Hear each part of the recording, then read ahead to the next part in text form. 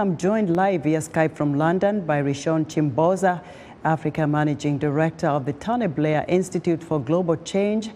Rishon, welcome to Africa 54. Thank you very much, Esther. So much was said by the world leaders at the UNGA meeting, but usually what action follows these powerful speeches? Yeah, you know what? I think it's pretty easy to fall into the trap of always saying that these meetings end up being talk shops and the leaders go back home and start planning for the next one with very little follow-up that has actually happened. Rather, what we should be looking at is saying, with this General Assembly, how is it different from all other global dialogues that African leaders have attended? I certainly think that the geopolitical dynamics are very different to what they have been in the past, with Africa finding a much stronger voice for itself within global dialogue. This is the first General Assembly that has come together when we have the conflation of the Ukraine crisis, issues of vaccine equity, issues of climate justice, all debates where Africa has had a very strong voice. And we should also be cautious of falling into the trap of saying that the General Assembly has ceased to serve a purpose because it is just a talk shop. We shouldn't forget that this is the only platform where 193 members of the United Nations actually get together and discuss issues of relevance to the UN Charter. So I think it is still very much relevant. And when leaders go away, what is very different from this is African leaders coming back with a position to say, this is our perspective when it comes to the global geopolitical issues that we see. Rishon, you mentioned African leaders, and so much was said about climate change. What do you anticipate the African leaders will put forth in the upcoming COP27 summit in Egypt? So in terms of the tenets of the negotiating position, it's more about Africa saying these sorts of commitments that were made at the previous COP to fund adaptation and mitigation efforts towards net zero. What is the mechanism of actually deploying this type of financial support that is coming for Africa?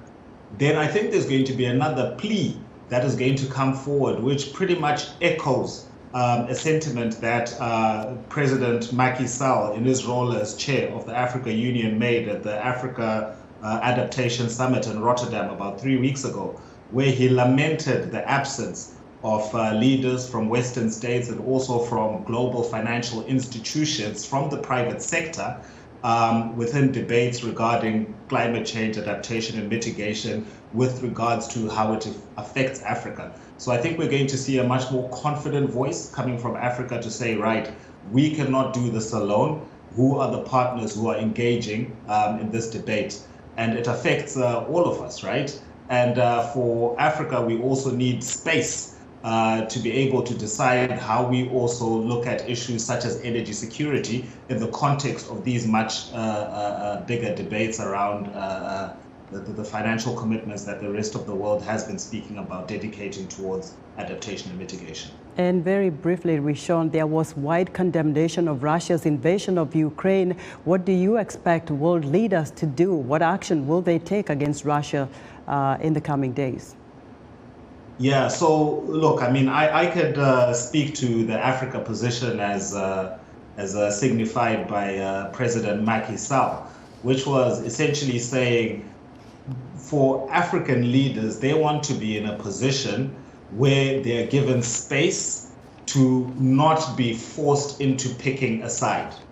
Not saying that the African leaders do not have a position with where they would want to be with regards to the invasion, but rather saying, give us space for us to say that this is what we think is within our interest as the African continent. So I certainly think that we're going to see more reinforcement of that type of messaging. But I also want to add to that and say, you know, not saying we're going with East or West if we're to simplify this debate. And in itself, it's not really a strategy per se. Mm-hmm. So what we'll also expect to see coming out of leaders, particularly from the Africa side, is this is what our position is. So we're not going left, we're not going west, we're not going east, but ultimately this is what we want for the continent, to make sure that we are not just an observer to this crisis unfolding. Rishon, very well put. Thank you for your insight. Rishon Chimboza is the African Managing Director at the Tony Blair Institute for Global Change.